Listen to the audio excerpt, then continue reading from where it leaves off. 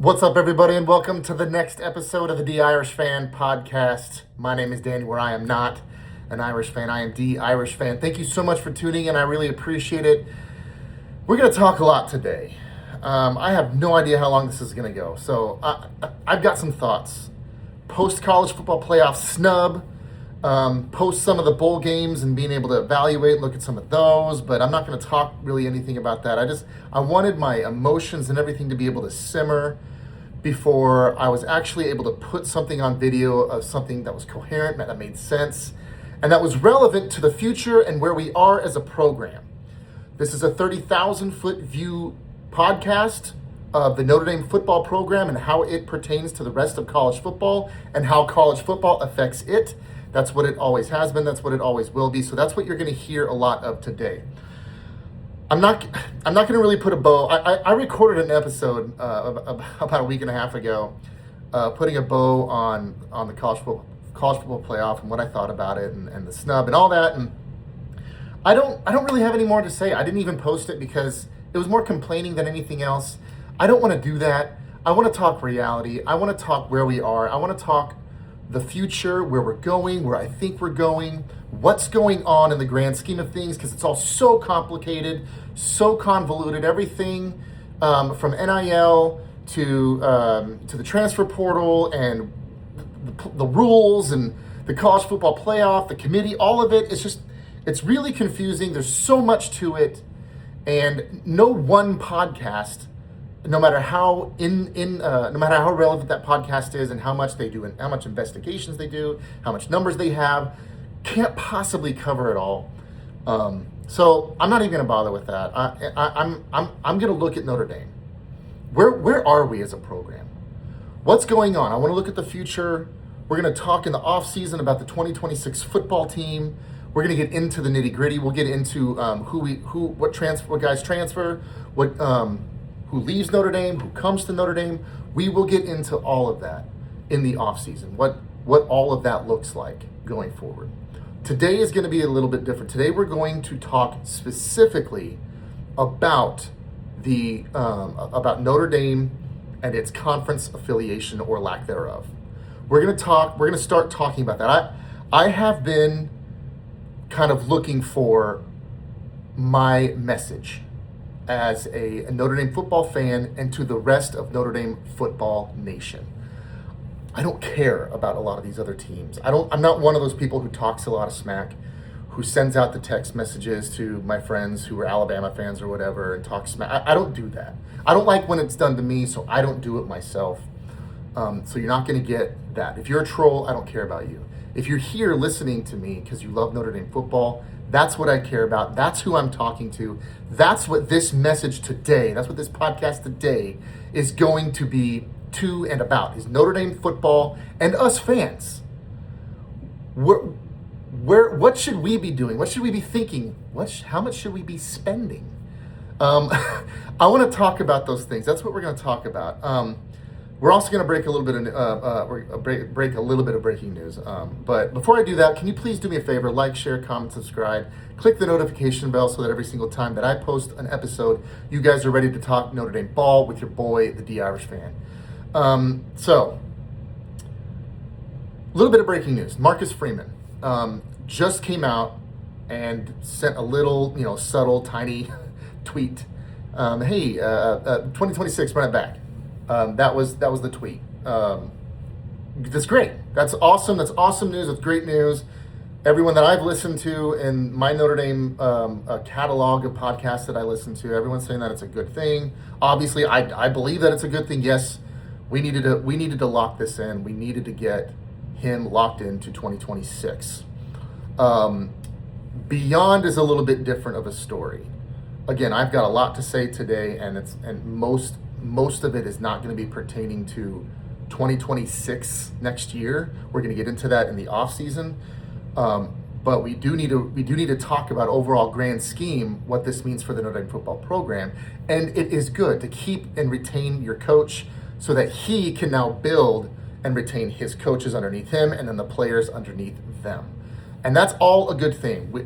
The whole talk about him going to the NFL or to a different program, whether it be Penn State or LSU or some of these other programs that he's been linked to, which he hasn't been, but because people need things to talk about in the off season, and because because people need to write articles at ESPN and have their own podcast too, they kept throwing his name out as one of the hot names and a name linked, quote unquote, to these other football programs and whatnot. Well, that's done. It's over. He will be at Notre Dame next year. That's for sure. That's a good thing.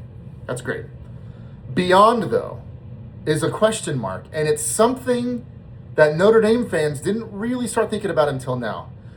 Every single year, Marcus Freeman will be a top name amongst college football vacancies and NFL vacancies until he's done. Until he's either done with reputation, it turns out not being that good, or he is done in terms of being at a place that he wants to be at, and he's going to stay there no matter what, or until he retires. But every year until that happens, every single year, whether he's at Notre Dame for 1 more year or 10 more years or 50 more years, obviously that's not going to happen, but he will be a top name, a top priority, a top commodity, because he's young, he's innovative.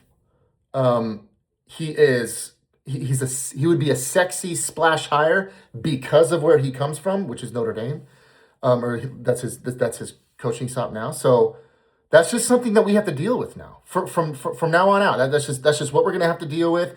A lot of people that I've heard, and myself included, have thought that he was going to be at Notre Dame for at least a couple more years, maybe 3 or 4.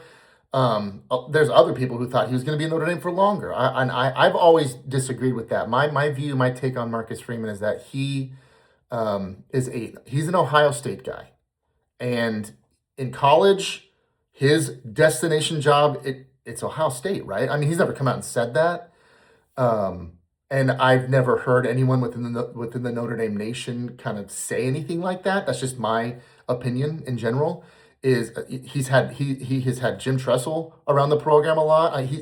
He loves that, and he should. That was his coach. He won a national championship with that coach on that Ohio State football team. That's his alma mater. I don't have any bones to pick with him about that. It's just something that I observe and see that he is an Ohio State guy.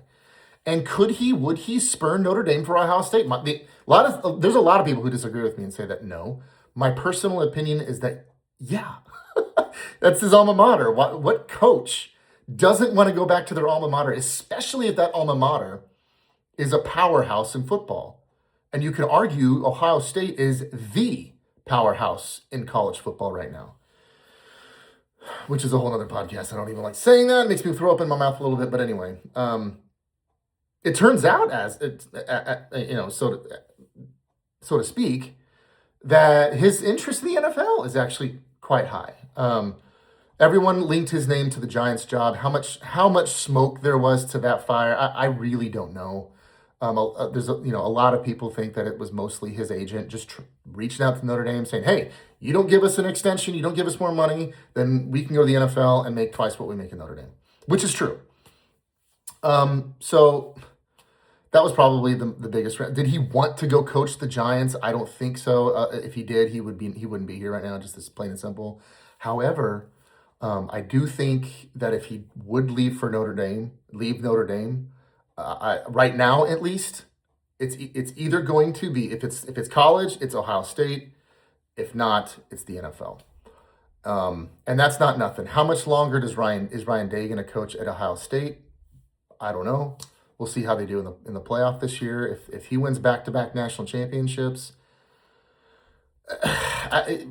who knows? He could want to go to the NFL and make more money. He could pretty much say, hey, look, my time at Ohio State's done. I did what I needed to do. We're national champions. We're back-to-back national championships, or even just the one national championship. He could go to the NFL. Who knows? It's anybody's guess. But if Marcus Freeman were to leave Notre Dame, it would be for one of those two things. And those two things are high possibilities, even probable, within the next 2 or 3 years. So take that for what it's worth, a grain of salt. It's a good thing for Notre Dame 2026 because we are going to have a really good, deep, talented roster to compete for a national championship next year, which is the goal of every single Notre Dame football team. So that is good. All right. Want to leave that there. Marcus Freeman back for 2026. Go Irish.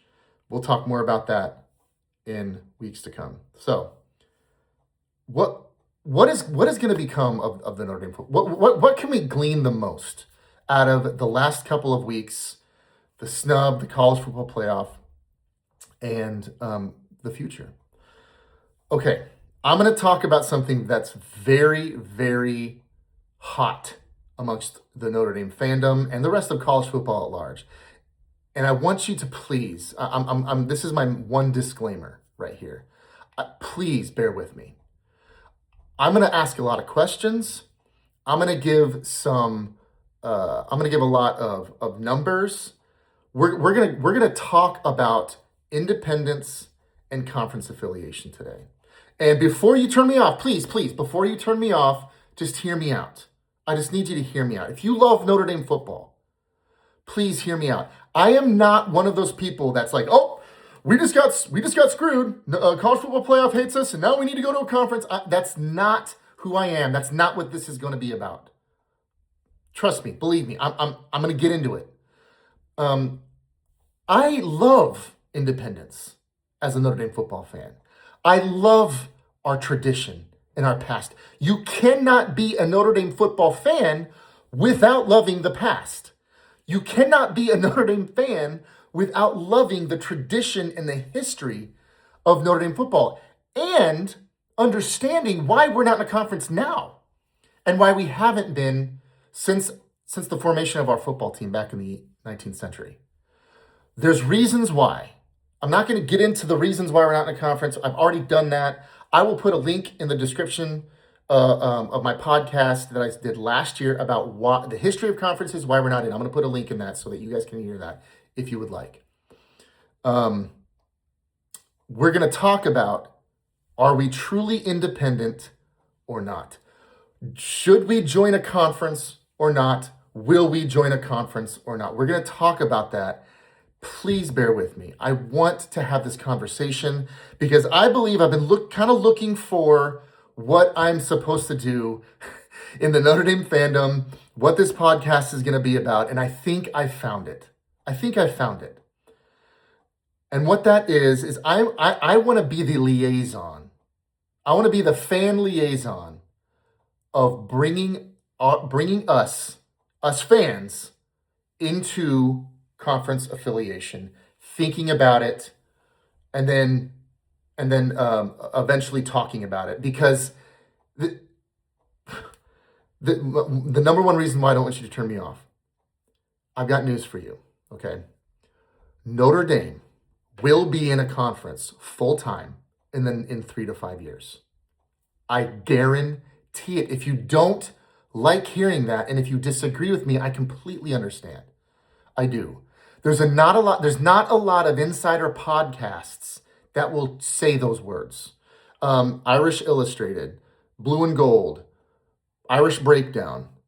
There's not all of those publications I respect tremendously, but they're not talking about that. As a matter of fact, most of them are saying we don't need to join a conference. This isn't something that needs to happen. We're not going to do it. We shouldn't do it.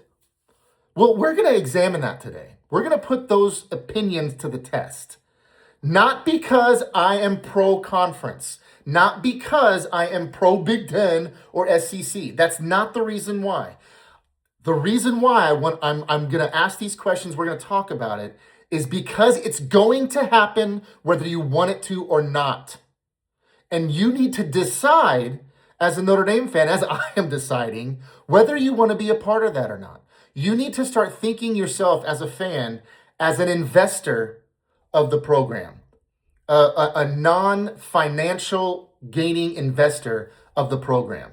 The only thing, because you're spending your time, you are spending your money and your treasure on this football program.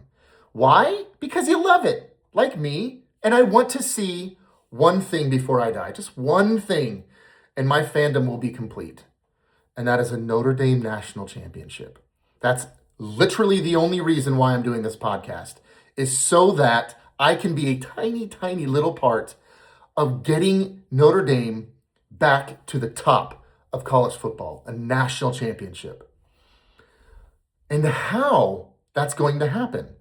Is it conference affiliation or is it independence? That's all this is about. That's it. So whatever your opinion, please hear me out. Okay, here we go. Question number 1. Are we really independent? Are we truly a football independent? Well, most people would say, well, yeah, of course you are, because you get to keep all the money.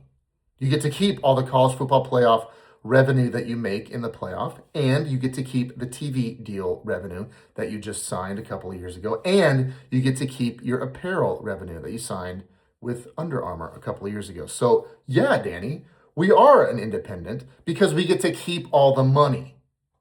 So that's what it's all about, right? Right? Well, no, it keeps us unique also and relevant within on the recruiting stage and beyond, and getting transfer portal guys and eyeballs and all that stuff, right? Okay, let's examine some of this. So we have to play 5 teams a year with the ACC. That's part of the agreement. We have to play 5 crappy teams from that crappy conference every single year. Again, I got some news for you. The ACC is going to die, along with the Big 12 and all these other conferences. Where I think college football is going are 2 mega conferences. Now, you may think that Notre Dame is a part of this true blue blood football program amongst the football programs that are fighting against this and keeping these conferences from gobbling each other up, and we're holding the NCAA at bay and the college football playoff and all that, and that college football is going to be something that it used to be. Again, news. I got news for you. We have to stop waiting around for this program and for college football at large to be something that it used to be, that it will never be again. It will never be what it was, ever again. I promise you it won't. So you need to decide if you want to keep going with this fandom or not. You should. You must. I'm currently doing that myself. I'm kind of holding on to the next 2 or 3 years where I think we can still compete as an independent and win a national championship. But if we don't, and we still win a national championship at a conference, it wouldn't bother me. Maybe it would bother you. I don't know. But we have to stop waiting around for this to happen. Okay? College football will never be the same again. For good or for bad, it will never be what it used to be. And we have to stop waiting around for that. What is kind of happening right now, a little bit of a again, 30,000-foot view, is what you just saw happen with the college football playoff, ESPN, the large global conglomerate that ESPN is. What they're trying to do to Notre Dame is the equivalent to short selling on the stock market. Okay, I'll spare you the details, but essentially, if you're trying to short sell a company, you devalue that company as much as you possibly can in the market, in the matter of public opinion, so that it goes so much down, it goes downwards so far that the only option for that company to do, or those companies to do, is then sell small. The big conglomerates, the big companies, they will come down, buy small, those companies, gobble up all their stock, build it back up again, and then sell at a massive profit. You are seeing that happen with Notre Dame football right now. That's exactly what happened over the offseason, just right now. You just saw college football at large do everything it possibly could to devalue the program, because they see where this is going to, or at least they want this to happen. They don't want Notre Dame to die. They need the eyeballs. They clearly do. Otherwise, they wouldn't have done what they did with the college football playoff selection show. They need the fans. They need the attraction and the national and worldwide recognition that Notre Dame has to continue making their product profitable, which is college football. ESPN is trying to become a competitor They're trying to make college football a competitor with the NFL. They're losing big time. Hollywood and Disney's losing big time, and they are trying to make college football a solid, built-in fan base is already there competitor of the NFL. And that way they can own the whole thing. I listened to a fascinating podcast, and I'm gonna put this one also in the link in the description, the link to that in the description below, with John Kennedy over at Always Irish, and he talks to a entertainment industry insider. I don't know his name, but he talks to an entertainment industry insider about the state of not just college football but entertainment at large. It is absolutely fascinating, and it totally gives you a little bit of an underworld view of what actually is going on, not just with college football, but entertainment at large. It's fascinating. I highly recommend it. But essentially what's happening is ESPN is trying to gobble up as much as it can. It doesn't care what it does to the sport, and it doesn't care what it does to these programs. It is trying to gobble up as much as it can so that it can be a competitor to the NFL and make as much money as possible.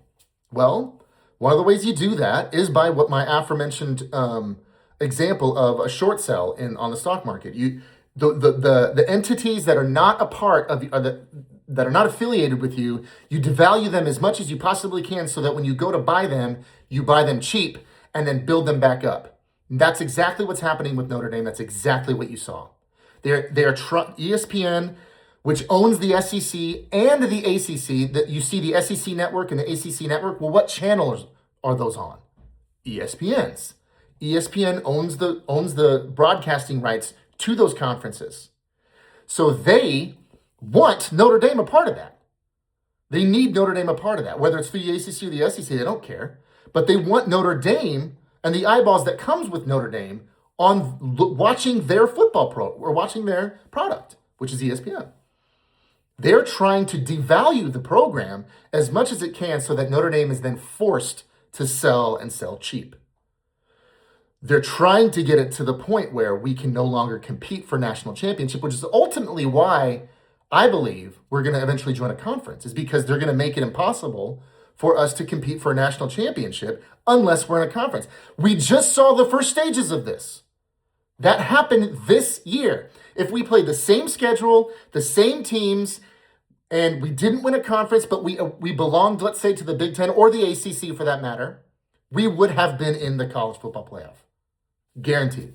That is not my opinion. That is truth and fact. If we belonged to a conference, they would have kept, especially the ACC, because then they would have had skin in the game. I think they would have argued for us over Miami's if we were in that conference. But I'm getting ahead of myself. I don't want to join the ACC. Don't get me wrong. Crappy conference. It's going to die. So that's what's happening. Our hand is being forced. We're being told to join a conference. That was a shot across the bow. I said it in my previous podcast. That is what is happening. So, again, are we truly an independent?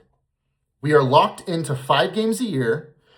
We are given annual revenue of about $17 million a year for the affiliation of the rest of our sports, baseball, basketball, whatever, volleyball, whatever. The only other sport that I believe is not in the ACC is hockey, which I believe is already in the Big Ten. So we're given $17 million a year for the ACC, and we have to play 5 games a year. To me, that doesn't sound like true independence, because we're locked into playing 5 of those teams, only 2 of which we actually have history with, Florida State and Miami. And honestly, Florida State, it's really a handful of games. Great games. The game of the century. I love that game back in '93. Man, that was number 1 versus number 2. The last really complete sport invested game. Number 1 versus number 2. We've had several since then. It's not like it's the only one, but it was the last time that the game, everyone watched that game. It was the last time that happened. And it was amazing. I loved it. It was great. But that's really, when you're talking about the Notre Dame-Florida State rivalry, that game is really what you're talking about. Same thing with Miami. We had a solid rivalry with them at the end of the 80s and the early 90s. So much to the point where we had to stop it because we were getting in fights before every single game. And there was a 3 to 4 year period there where whoever won that game was going to win the national championship. And that was a great time period. But when you talk about the Notre Dame Miami rivalry, that's what you think about. Other than that, there is no real historic rivalry or passionate rivalry within the ACC.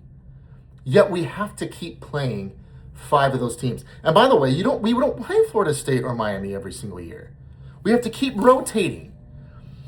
Well, you could say, okay, we get to play Clemson every year. Well, sure, but is there a historic rivalry with Clemson? No. I think they're on the downswing of a Dabo Swinney coaching career anyway.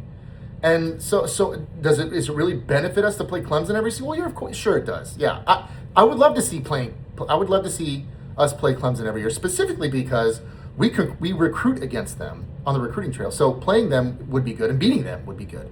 I'm not saying we shouldn't play those teams. I'm just saying, are we truly independent? We're locked into playing 5 games a year. I just don't.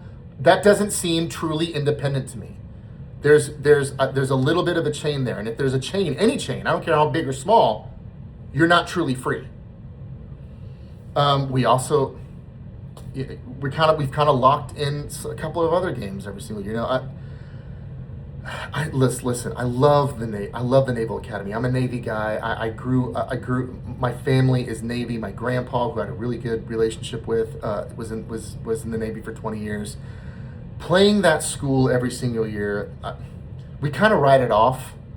It's almost like a tax write-off. Like we play it every single year because we owe them something or they owe us something, and we have a history there, which is a great history. I'm not knocking that. I'm not taking it away. I'm not taking that away. But it to me, it hurts us. It hurts us every year, and it does nothing for. Nobody cares about this except for Notre Dame fans and Navy fans. That's it. Those are the only people that care about this rivalry.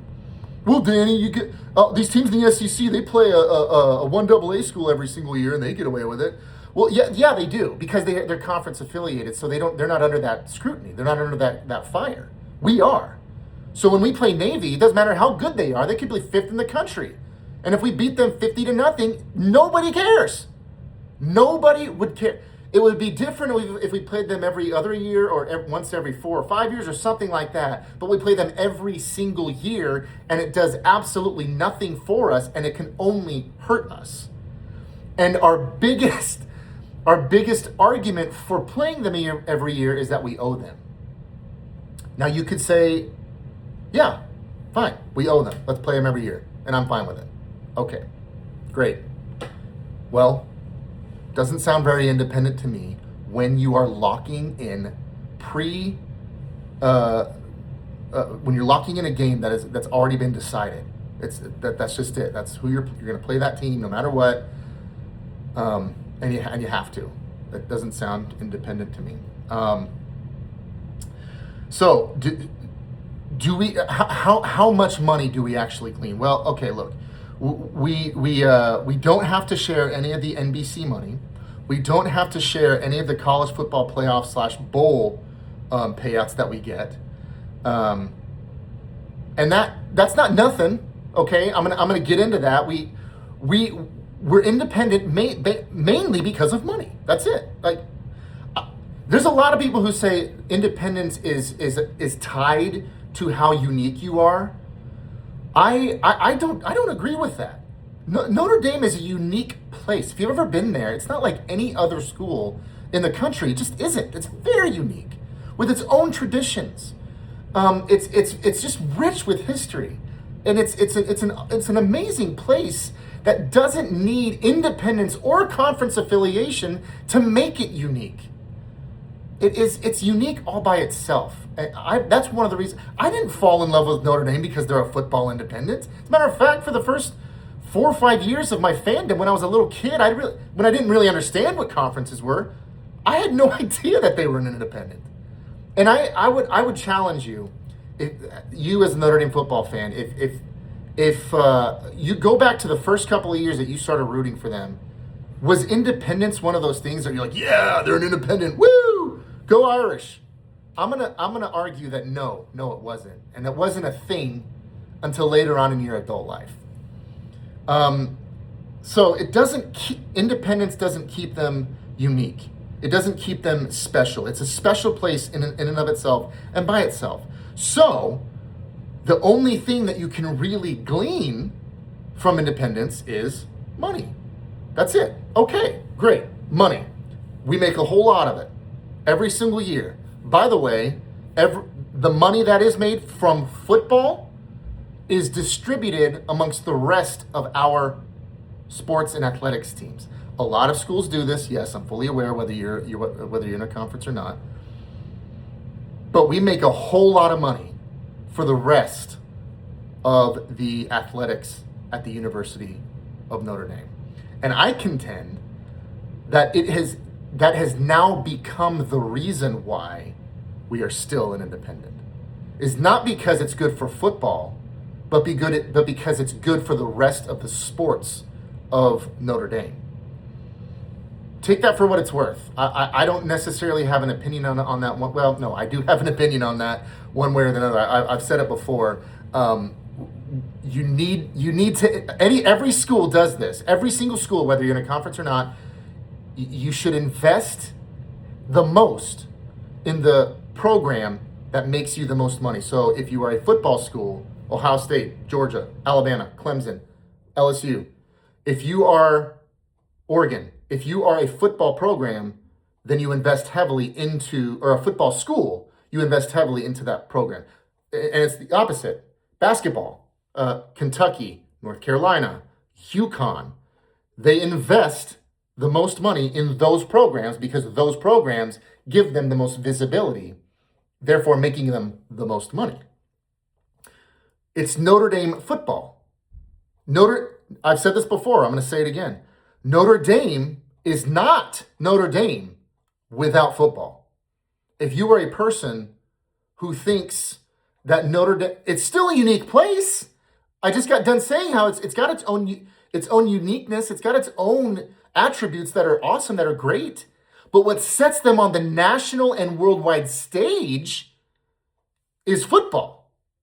That's what separates them apart.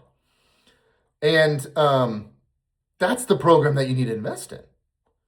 If money is your main focus, but you're distributing that amongst your other programs, and especially if that distribution is not equal to the amount of money that you should be putting into the football program, well, that's a problem. And it's been a problem for decades at Notre Dame, a big one.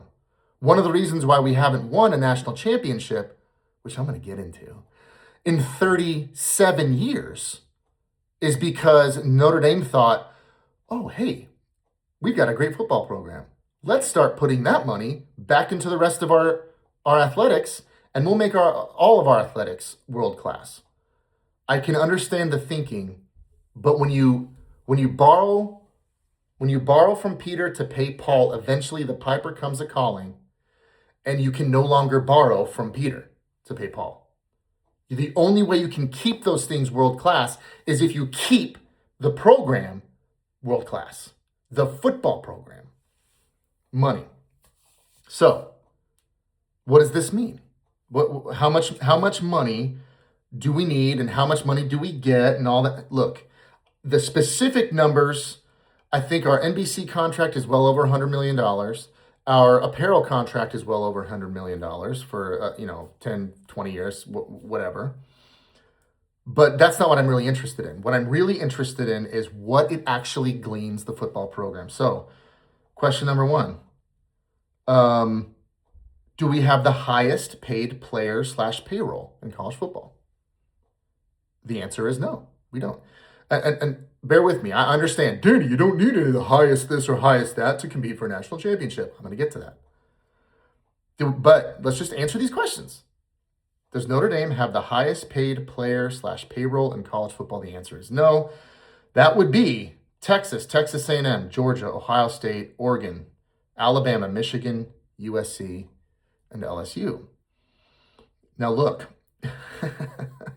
again, do we need the highest paid payroll for our college football players, both recruits and transfers, to win a national championship? The answer is no. But I want you to. I want you. One of my really good friends is an Ohio State football fan, and they won a national championship last year, and they're on the fast track to winning another one this year. Last year, Ohio State had the highest paid payroll in college football, and they won a national championship. For whatever that's worth, I don't want to do it that way. I want to win the right way. For whatever that's worth, the paying players train has arrived, and it's never leaving that station, okay? College football has changed. We will never go back to the 80s or 90s. It will never happen. We're paying players now. Either stop being a fan or be the best. One or the other. Stop being a fan, stop listening to podcasts like me, stop watching the football games, stop being a fan, or get on that train and let's make it the best that it can be. Right? That's my opinion. And are we seeing that transferred to the money, the independent money that we're making? Are we seeing that as an industry leader in paid payroll? The answer is no. As a matter of fact, I didn't even, Notre Dame really doesn't publicize their numbers, which is one of the reasons why they're not on this list. They are near the top. They are, but they're not at the top. This is kind of my point. This is the point I'm trying to make. They're not at the top.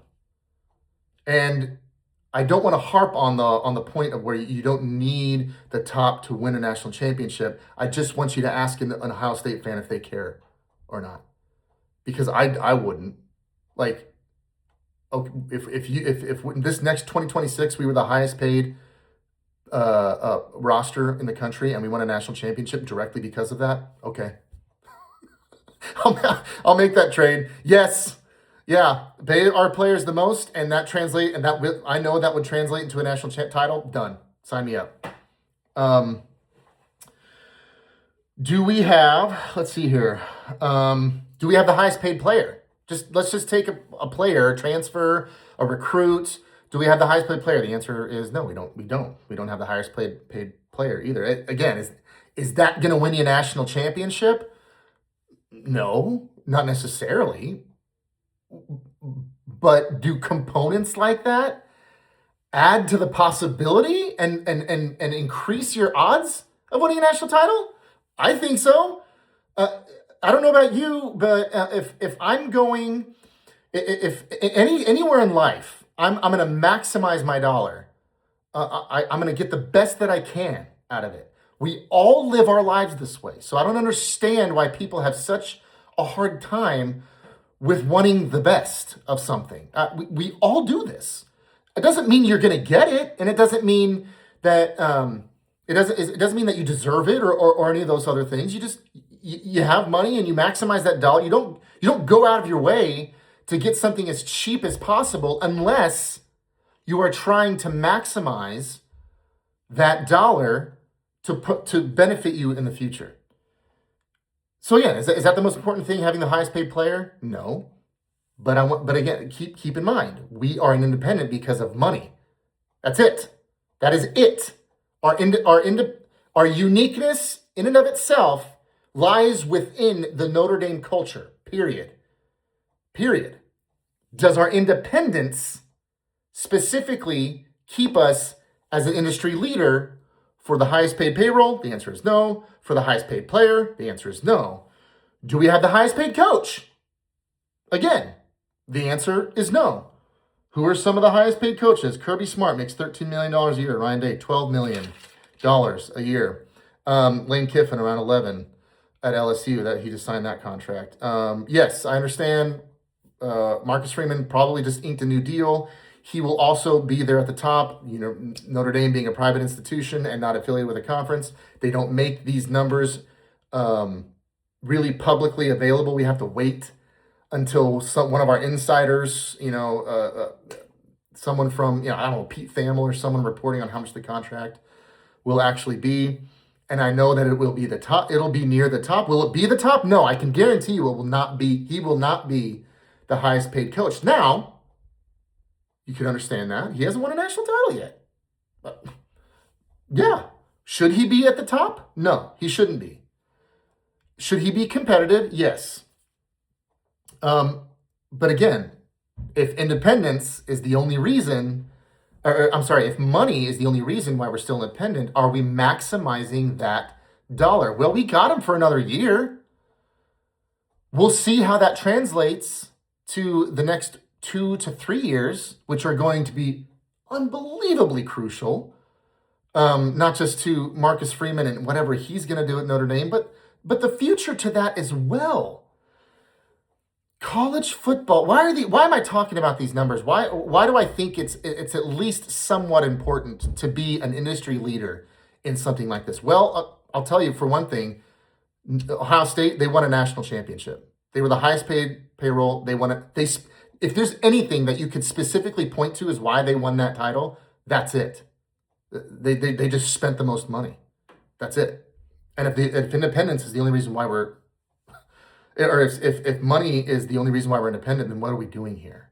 Well, why can't we why aren't we throwing that weight around? Or why can't we? Those are just questions I have. And these are the numbers. This is the information. I'm asking these questions, and I'm leaving to you as a Notre Dame football fan to answer that question. Because I don't know. I don't know why. As an institution, if we're supposedly flush with cash, one of the top money earning programs in the world, one of the top money earning institutions, academically speaking as well, in the world, why are we not throwing that weight around? Why are we not using our independence to get us the best? Why are we not maximizing our dollar? Year in and year out, it seems like Notre Dame is fighting a battle with one hand tied behind their back on purpose. And if you're a Notre Dame football fan, you know exactly what I'm talking about. You see it. You understand it. You hear things like, well, Notre Dame's not going to ever have a number one recruiting class, even though they, at least by rivals, they were in the number one recruiting class this year. But how many times in the last 30 years since we won a national championship have we had the number one recruiting class? I would argue none of those years. Not one. I mean, recruiting has only been, the recruiting sites have only been a thing really since probably 2008, maybe 2009 is when it really started taking off. But in the recruiting class era, we have never had the number one recruiting class. Never. Why? I say this all the time. You don't. There are plenty of guys who go to Florida State and Ohio State and Miami and Clemson and Georgia who can handle the academic rigors of Notre Dame. Plenty. You don't have to sacrifice academic standards to get players into university. So the question now is, why are we losing those players consistently year in and year out? Or why did we, year in and year out, to keep us in absolute futility if independence is making us all this money and we have nothing to show for that? That doesn't make any sense to me as a Notre Dame football fan. I don't understand that. The only thing I can think of is that Notre Dame is doing it to themselves on purpose because they want to remain a world leader in academics rather in athletics. This is a thing. This is something that absolutely exists, and it has existed. The sole reason why the University of Chicago is not still in the Big Ten is because in the 1940s, after the war, they decided they didn't really care about athletics, so they got out of the Big Ten, and they're just an academic institution now. That's literally why they're not in the Big Ten.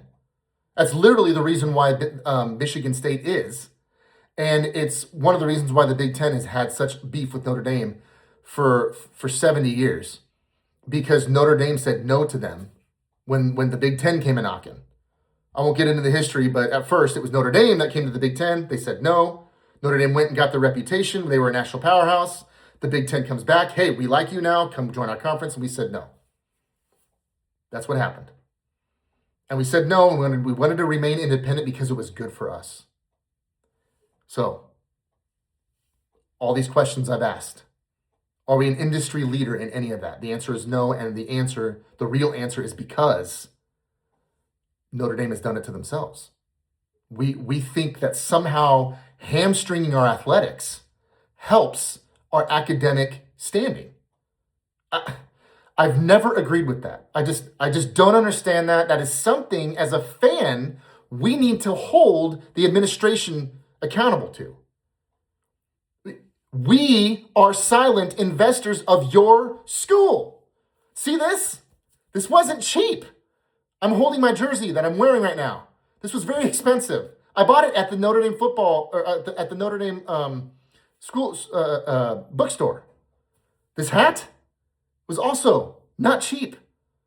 This flag behind me, this room that you can't see that's decorated in all kinds of Notre Dame gear, I bought all that with my own hard-earned money. The tickets that I spend, I go to at least one game a year. I didn't go to the one this year, but I try to go to at least one game a year. In 2023, me and one of my best friends in the world got season tickets. He bought them, and we went to every single game, and we loved it. But it's an investment with time and money. I live in Indianapolis. It's a haul to get up there every single year for a game, and it's not just the game. It's the gas. It's the food. It's if it's a late game, which is almost all of them now. You have to find a hotel room because you don't want to be driving home at 2:00 in the morning. So all that to say is that we are silent investors in this program. We glean Notre Dame money. We give Notre Dame money and time. And what are we getting out of it in return? The answer is 0 national championships in 37 years. That's the answer. So I have questions. These are some of them. Is independence getting us any closer to a national title or not? And that's the biggest question. Well, you can see by the college football playoff and what just happened, the answer is no. No, it's not. Our independence didn't get us into the college football playoff this year. We were held out, actually, specifically for that reason.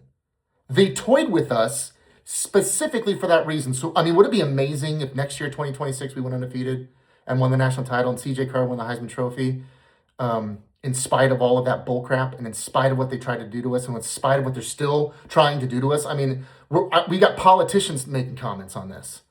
That's ridiculous. Like, where is this coming from? The answer is we are actually worth something here. We do make a lot of money.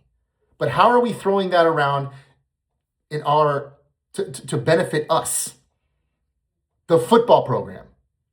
Yeah, sure, it's great that that our academics are really strong. That's awesome. It's also awesome that we have over 90% of our student athletes graduate every single year. That's also great. That's something that we can go into recruiting households and say, hey, look, this is something that we do. And it's one of the reasons why kids are attracted to our football program. They know they go to Notre Dame, they're going to get a world-class education, and there's a 90% chance that they're going to come out with that degree, even if they transfer. The way that they are structuring the academic calendars for these athletes, most of them can get degrees in 3 years. So even if you don't play at Notre Dame, you can still graduate with your Notre Dame degree and still have 2 years of eligibility left if you want to transfer to another school. And that's something that Notre Dame provides. That's great. But I'll tell you this, as a fan, that's good for the players. What does it do? Has that translated into a national title? It hasn't. It hasn't. It's 37 years of not having a national title. So it's good for the kids that are on the roster. But it doesn't really translate to wins on the field. And look, in the grand scheme of things, does this mean that I really want Notre Dame to be in a conference? I want Notre Dame to be in the best position they can possibly put themselves in to compete for national championships. As I see it now, some of the answers to these questions and the futility that I have seen my firsthand with my own 2 eyes for most of my life, the answer is no. I don't see independence being something that is going to be beneficial to us going forward. So another thing I might add, per the contract of the ACC, is we are contractually obligated to be a part-time member and our other sports being full-time members until 2036. So if we get out of this, and we can and we will, get out of it, but it's going to cost us a whole lot of money, which is probably one of the reasons why we re-signed these massive contracts with NBC and with Under Armour, is so that we could actually pay to get out of the ACC, which again, that's another train that's arrived in the station. We are going to leave this contractual obligation, this contractual debacle, this mess that we have with the ACC. We're going to leave it. And my opinion is that we're going to go to the Big Ten. Here is where it kind of gets, I don't want to say tricky. Here's where it could and could not benefit Notre Dame. Let's start with how it could. Look, I just talked about our previous rivals and our traditional rivals that we have in the ACC, and they are two teams: Florida State and Miami. That's it. Yes, there's other teams that we play, and they could be good games. Louisville in recent years and Clemson, but it's really only two teams. The Big Ten, we actually have all of our biggest rivals are in the Big Ten. Michigan State, USC now that they're in the Big Ten, Purdue. Those are all of our traditional rivals that we've had rivalries with going all back to, our boy Newt. So if we were to join a conference, it should be the Big Ten, not the ACC, and I don't think it will be. It should be the Big Ten. Another reason why I think it's going to be the Big Ten is because the two power conferences that I aforementioned, the direction of college football, it's going to be the Big Ten and the SEC. They're going to gobble up everything because ESPN is going to gobble up everything, and they're not going to care what it does to the sport. Will this ruin the sport? Will it help the sport? That's still a question that's yet to be seen. I don't know. I don't think it's healthy. I don't think it's good. But it's another one of those things that you need to, as a fan, start asking yourself. As am I. As a non-financial benefactor, but co-investor of the University of Notre Dame by our time and our money spent on this university year in and year out, you need to start asking yourself these questions. You need to start thinking about this because it's going to happen. I guarantee it. You need to stop turning the TV on Saturdays, or you need to start being a part. And this is my last ditch effort. You need to be a part of the fandom, taking your complaints and your questions to the University of Notre Dame so they can start giving you answers and start being industry leaders in football. Notre Dame football. We need to start being an industry leader in all of these things. We have to be. Otherwise, you're going into these into these homes and talking to these recruits, and it's going to start getting really old, if it hasn't already, for guys like Marcus Freeman to talk about their independence and how it's benefiting them and what makes it and what sets it apart from the rest of college football when they continuously not win national championships year in and year out. But we're independent, right? We're independent. You got to start asking yourself these questions. I want this podcast to be that. So, look, that's going to be it for today's show. I know it was rather long, but these are topics I'm going to revisit. This is something that I'm going to continuously talk about until it actually happens. But this is the world we live in now. This is the direction college football is going.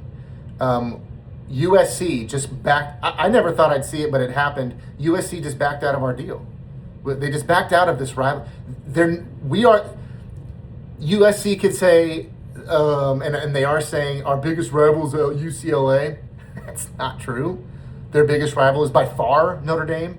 They're getting a lot of flack from former players about backing out of this deal, but they did it. They did it. We can bitch, whine, excuse my language, and complain, but the fact of the matter is they did it. They did it. They left. And I don't see that coming back anytime soon. All the insiders are saying the exact same thing. That's a train that has now left the station, is playing USC every single year. Now you can say that's okay. We just got BYU on board, and we're going to get other teams on board. And we're going to play Alabama in 2029 and all that stuff. we're getting squeezed. Notre Dame is getting squeezed. And if you want to win a national title as an independent, it's got to be next year or probably 2027, because we're not going to survive the transition from independence to conference affiliation if we don't do something about this. If we don't use our independence the way we should be using it, I don't know what we're doing here. I just don't. I know you don't have to have the highest paid payrolls, the highest paid player, and all that stuff to win a national championship. I know, I've heard it, I get it, you're right. But wouldn't it be nice to be able to come into a living room with a recruit and say, we did this and we did that, and our independence has directly gleaned this success on the field?